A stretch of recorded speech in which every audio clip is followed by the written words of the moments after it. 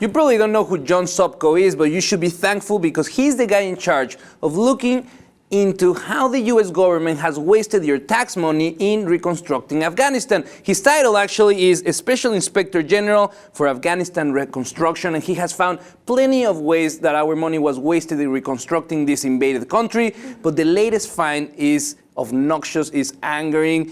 He found this gas station, Margaret, that cost $43 million.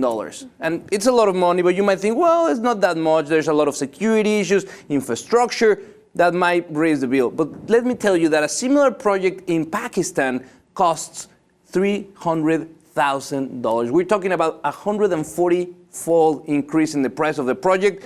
No studies whatsoever beforehand to see if this was feasible. There's no infrastructure in Afghanistan for a natural gas system. To convert a gasoline car into a gas car is $700, and the annual income of someone in Afghanistan is less than $700, and yet we don't know. So the worst part of this is that there's nobody to hold accountable because DOD, nobody from the Pentagon, nobody from Department of Defense, they're saying, you know what, we don't know who's responsible for this project. We're not really sure who built it. So yeah, I mean, that's the worst part of this because obviously they know who built it. And the fact that they were able to skim, rape and pillage this much money, this much taxpayer money, presumably, because, you know, we have this major defense budget. So yeah, it's sickening. It's beyond sickening. It's a program that has, has been closed for only 6 months, and yet the Department of Defense has no way to answer the questions that John Sokos has and his team.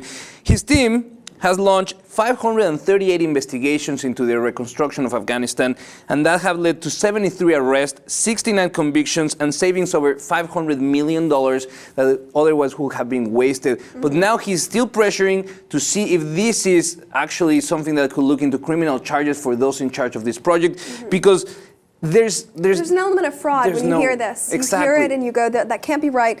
Even if they were pumping Texas tea black gold, you know, there's no way that this could possibly add up to 43 mil. And it's not the only project. We have many, many different projects of what they call massive US-sponsored failures that amount to $8 billion. That's a lot of money that could be used back home in a lot of social programs, but instead we're just wasting it. And I'm not talking about taking this money out of the foreign policy and our defense budget. I'm talking about we can't waste $8 billion when we don't have functioning roads in the country, when we have so much more work to do in many infrastructure, but we yet are building unneeded infrastructure in a different part of the world that we want to Greg. But we want to know your opinion. How do you feel about your tax money being in this desert, in a gas station that is 140 times more expensive than it should be and is worthless? Let us know, and if you haven't, please subscribe to the Lib TV 2.